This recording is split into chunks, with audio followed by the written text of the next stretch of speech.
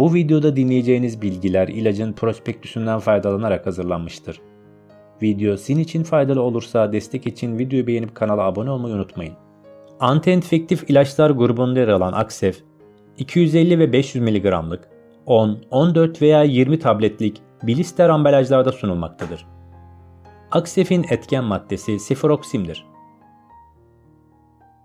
Aksef film tablet nedir, ne için kullanılır? Aksef film tablet, vücuttaki bakterilerle savaşarak bakterilerin sebep olduğu enfeksiyonları tedavi eden bir antibiyotiktir.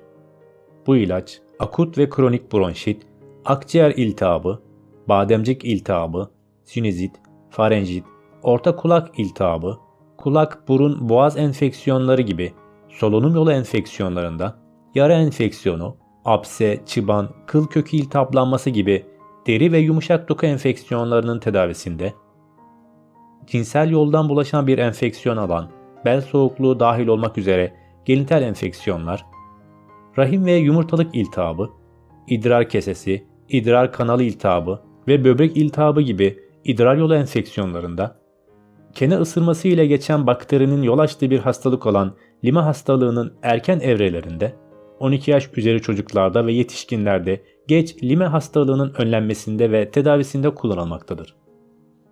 Aksef film tablet nasıl kullanılır? Doktorunuz bu ilacı size nasıl reçete ettiyse o şekilde kullanmanız gerekmektedir. Tedavi süresince mutlaka doktorunuzun direktiflerine uyunuz. İlacın her dozunu bir bardak dolusu su ile birlikte tok karnına alınız. İlacınızı her gün aynı saatlerde almaya özen gösteriniz. Doktor tarafından başka bir şekilde tavsiye edilmedikçe olağan tedavi süresi 7 gündür. Yetişkinlerde birçok enfeksiyon için tavsiye edilen doz günde 2 kez 250 mg'dır. Ancak doktorunuz durumunuzun ciddiyetine göre ilacınızın dozunu arttırabilir veya azaltabilir. Çocuklarda birçok enfeksiyon için tavsiye edilen doz günde 2 kez 125 mg'dır. Ancak doktorunuz çocuğunuzun durumunun ciddiyetine göre ilacınızın dozunu arttırabilir veya azaltabilir. Aksef film tableti kullanmadan önce bilinmesi gereken hususlar şunlardır. İlacın etken maddesine karşı bir alerjiniz varsa bu ilacı kullanmanız önerilmez. İlacın kullanımı doğum kontrol haplarının etkisini azaltmaktadır. İstenmeyen bir gebelik olmaması için hormonal olmayan ikinci bir doğum kontrol yöntemi ile korununuz. Eğer antiasitlerle birlikte kullanımı gerekiyorsa, ilaç antiasitlerden 1 saat önce veya 2 saat sonra alınmalıdır.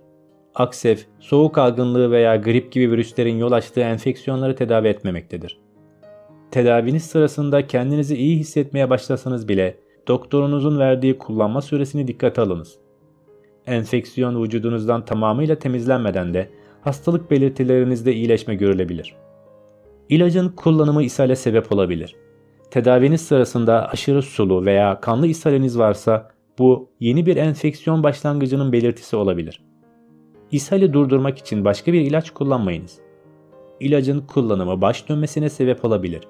Araç ya da makine kullanmak gibi dinç ve uyanık olmayı gerektiren aktivitelerde dikkatli olmalısınız.